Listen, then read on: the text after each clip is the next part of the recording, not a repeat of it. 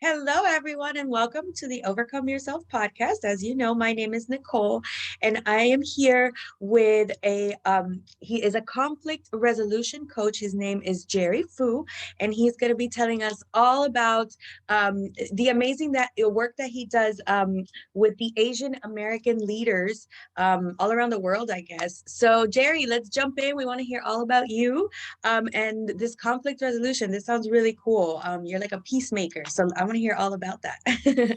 Yeah, thanks, Nicole. Thanks for having me. Yeah, happy to jump in with that. So, the short end of the story is that leadership specifically saved my pharmacy career. In that, learning to take on leadership challenges is what got me more job options when my career was kind of in rough shape. Basically, I had been fired from the job I moved to Houston for, and so it was just an uphill climb with that.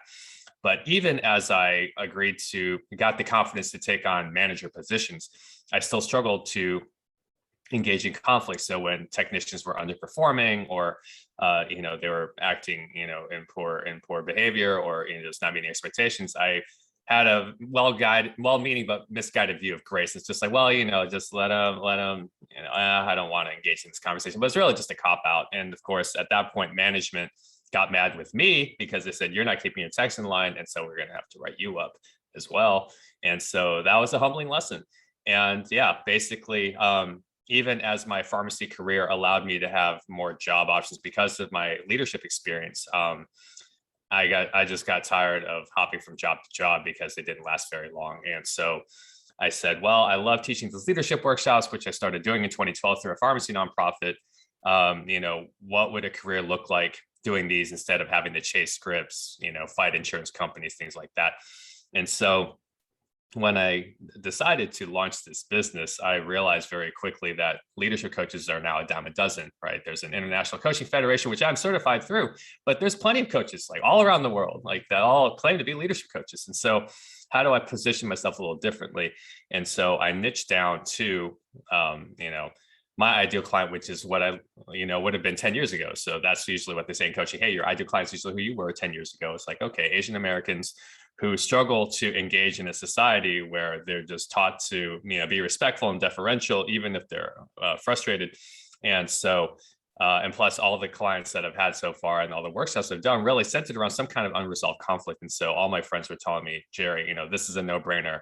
Like, conflict is your specialty, whether you like it or not.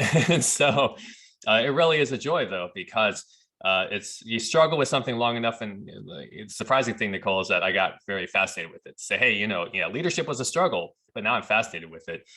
Conflict resolution is a struggle. And it's an ongoing thing, right? Just because you resolve one conflict doesn't mean you're done. Like, you just move on to the next bigger conflict. And so, as David Allen says in Getting Things Done, right? The better you get, the better you'd better get. And yeah, so that's kind of where we are now. Just building the business, trying to meet new people and see who's interested in my help. Wow, that is such a cool journey. And I think a lot of us struggle with the conflict, especially entrepreneurs.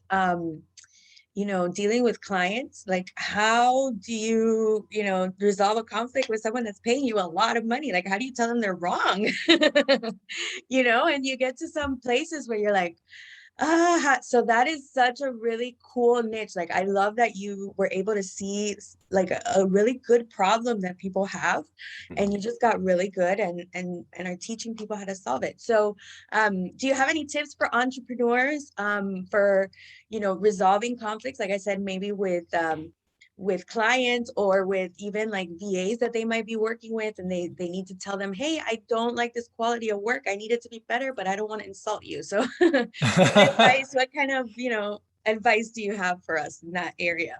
Yeah. The first is, I guess the first step that comes to mind is to assume positive intent. Brene Brown talks about saying, well, if that's he's doing the best he can.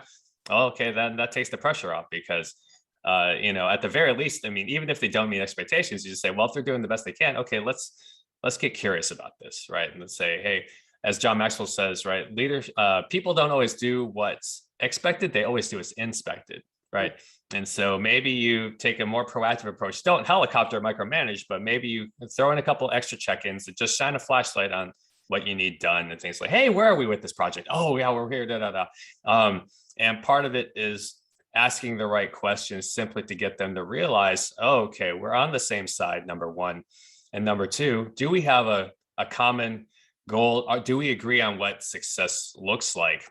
And why that success is important, to say, hey, having this report done by Friday at 5 p.m. allows me to, go to this client and make sure we land, a $10,000 deal, right? Because this is the information that they're looking for. And so, this is how we pay everyone's salaries, right? This is how we retain your benefits. And so when you show the benefit to, your employee or your client to say, hey, this is in your best interest to make sure that you do your job, it adds a level of satisfaction you wouldn't have otherwise. Because a lot of people, right, you hear on the lower end, they're just like, I'm just slaving for the man. And, even if I work, even if I move another 10 units, I'm not going to see another dime, right? And they just find ways to justify, playing not to lose rather than really investing themselves fully in their work. And so to your question, right, I've realized that the best way to win an argument is only to diffuse it. You learn that in customer service very, very quickly, right? For an example, we had several times in pharmacy, it was when, patients would call, hey, I didn't get my medication, FedEx messed this up, I didn't get it.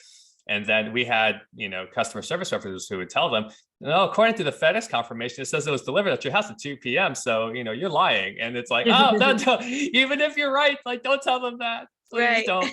Right.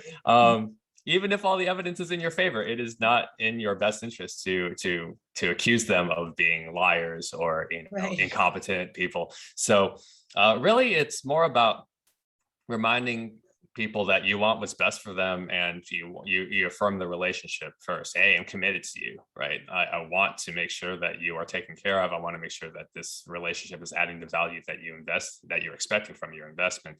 So let me stay coachable and curious and say, okay, like what needs to change and how can I help affect that change?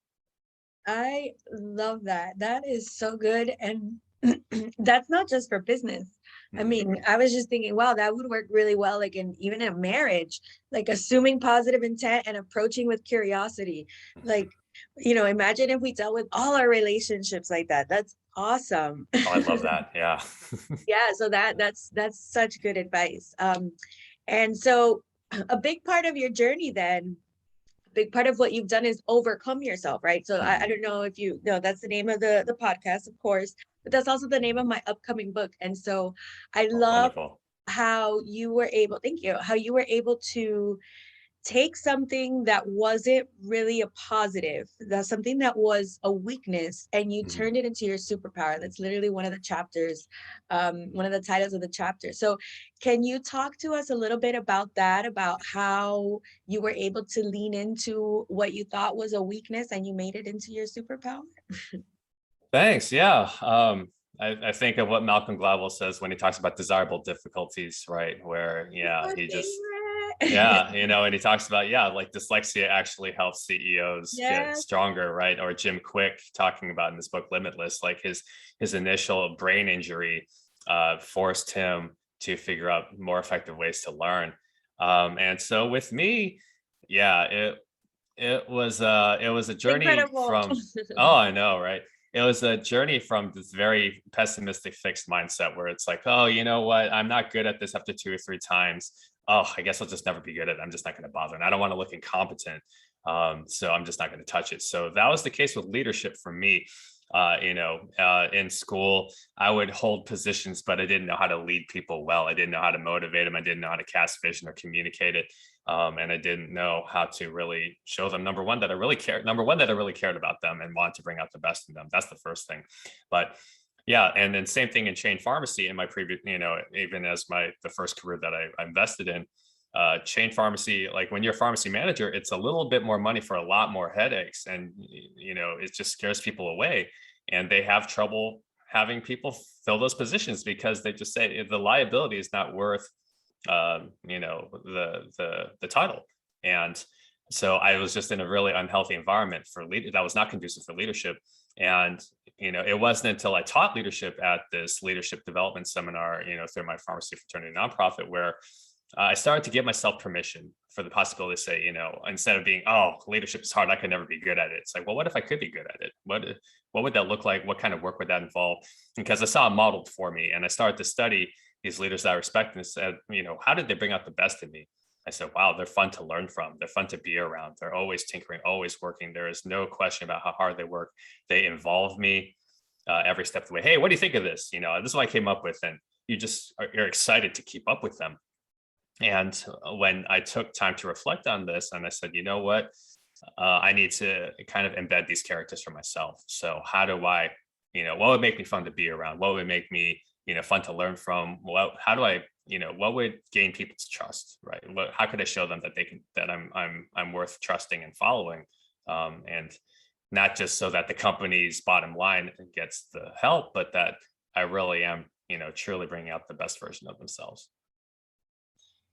You brought up really good points in there. The first thing that I thought of was perspective. What you had to do, the first thing you had to do, right, was adjust your perspective.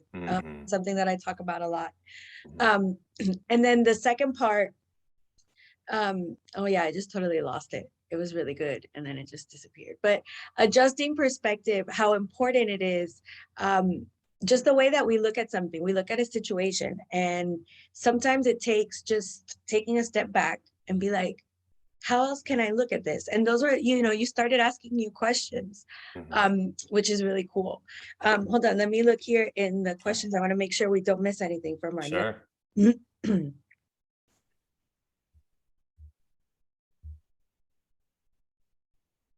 So you want to tell us about your coaching, your group workshops, and your presentations. So how those are like the methods that you help your clients, right? So can you tell us a little bit more about that and how my audience can get in touch with you? Certainly, yeah. Coaching, you can take a couple different approaches to it. The first is the client sets the agenda, right? The clients are the expert on their lives. And so you come to me and you say, hey, this is what's on my mind. This is what I want to work through. And so just sign up at my website, adaptingleaders.com, just for a free 30-minute consult. If this is something you're excited about, once you get a sample of coaching, then yeah, you can sign up, pay as you go per hour, or you can sign up for a specific package. And so on my website, I've actually tailored the packages down specific to conflict, whether it's conflict within yourself, conflict at work, or cultural conflict. You can select which one that ultimately, tells me what you want to focus on. I also have a leadership essentials coaching package, which includes what I believe are the 9 essential skills and qualities to leadership, which include things like vision and conflict resolution and legacy and integrity. And that's a much more involved situation where, yeah, it'll be like 9 or 10 weeks to get through everything. But the group workshops, there's a host of supplemental challenges that leaders deal with. So things like fighting apathy, burnout recovery, leadership without titles, all these things that are pain points for leaders that people have been kind enough to share with me. So I've been able to build specific material to their needs. And same thing is true for your organization, just to say, hey, look, Jerry, like you have a lot of good topics, but here's another one that, doesn't seem to be addressed. And I say, hey, let me build that out for you. Everything is tailor-made for my clients because, as I said, you're the expert on yourselves and your organizations. So, help me figure out, how to best, address your problems. Right. So that's the easiest way for people to get in touch, for sure. Very cool. I love it. So is there any last minute tips that you have for the audience? Oh, wait, Sure. You mentioned here, Go for it. you mentioned here discussing fixed mindsets when it comes to overcoming fear of rejection. Can you talk to me a little bit about that before we sign off here? Of course. Yeah. Yeah. I mean, it's true for my personal and professional life, because for the longest time, similar to what you talk about overcoming yourself, after a couple failed dates, I just told myself I was undateable. And it didn't matter how many women that my friends or my mom tried to set up for me, it just set up to fail because I was already kind of in my own head saying I was undateable. And it wasn't until, I went through my own barter coaching with other coaching friends, and they said, why are you telling yourself this? Where is this coming from? And when you lean into it and you realize that, like, it's not doing you any good, right? To keep telling yourself this, you're just denying yourself. And so then, yeah, it doesn't get easier initially where you have to go out there and put yourself out there and you still get no's. But um, when you realize that that's just a sign to keep going, when no is simply just a sign to keep going instead of an insult on your person and your identity, it just becomes a lot easier to deal with. Like podcasts, same thing. I'm just like, plenty of people said no, even if I thought it was a good match, but I've gotten so many yeses, including yours, and I'm so grateful for that. And same thing with clients, right? If I am so afraid of rejection and I'm preaching to people about not being afraid of rejection, like I can't be a hypocrite. That's going to kill my business. So let me continue to do my part to overcome my fear of rejection as the stakes get higher. And absolutely, guys, no just means freeing up your time to pursue the next yes. Yes, absolutely. They're doing you a favor. They were not the guest for you. They might have been Yep. a headache. They might have been this. They Yeah. might have been that. Yeah. And so sometimes we just gotta be like, you know what? They weren't for me. Same with the dating world, right? Like, you know what? This is probably a blessing in disguise that I'm not gonna Yeah. be with this person. Let me go find a better one, So Exactly. that's such a good point. And you know what? The only way we get over that fear, I was talking about this on another podcast, is really to walk through it. Like it feels like a wall. And Yeah. then when you come up to it, it's so scary. And it's like, Mhm. and I remember turning away from that wall so many times. But then you realize, like a light comes on somewhere and you realize it's not a wall, it's like a sheet. And it's just Mhm. scaring you. And all you got to do is like push past it and you can walk right through. And you're like, oh, I love it that. wasn't so bad after all, right? Mhm. Do you feel like, that kind of snowballed as you were able to, deal with more rejection, but getting more yeses too? Yeah, when you realize, I mean, at least it helps with podcasts where that the stakes I feel for me, it's lower. And I remember Donald Miller saying, "Hey, when you realize rejection is just a part of life, like you realize, hey, everyone deals with this." And I mean, I have to deal with it as a manager when everyone's like, I get plenty of technician applications. Hey, Jerry, I need a job. It's like I don't have the payroll to say yes to everybody. So we have to understand that no is okay. And it's not like how dare they, they're missing out. You can frame it like that, but or you can just say, hey, you know what? Thank you for your honesty, because I would rather have a girl tell me no as opposed to yes and then ghost me after she gives me her phone number, right? That's just an aversion to conflict, right? Such a good point. And and it hurts, but at the same time, but I'm thankful for it now because yeah, again, you're just thank you for sparing my time and effort to to make sure I'm actually using it towards a goal that I might get to instead of saying, hey, no, the store's closed, it's okay, like, that's fine. I love it. I love it. Yay. Okay, so now, do you have any last minute thoughts for our listeners before we sign off? Certainly, yeah.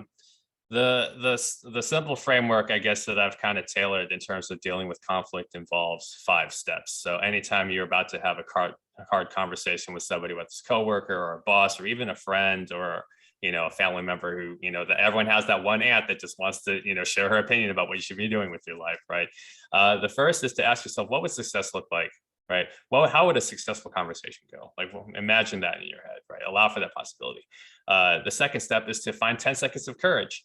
You don't have to be Superman or woman, right? You just need to just have enough courage to send the text, pick up the phone, send the email saying, hey, do you have a moment to talk? I need your help sorting something out. And then 3 is to script your key phrases, make sure that you know exactly what you need to say and cover everything that you want to be sure to address.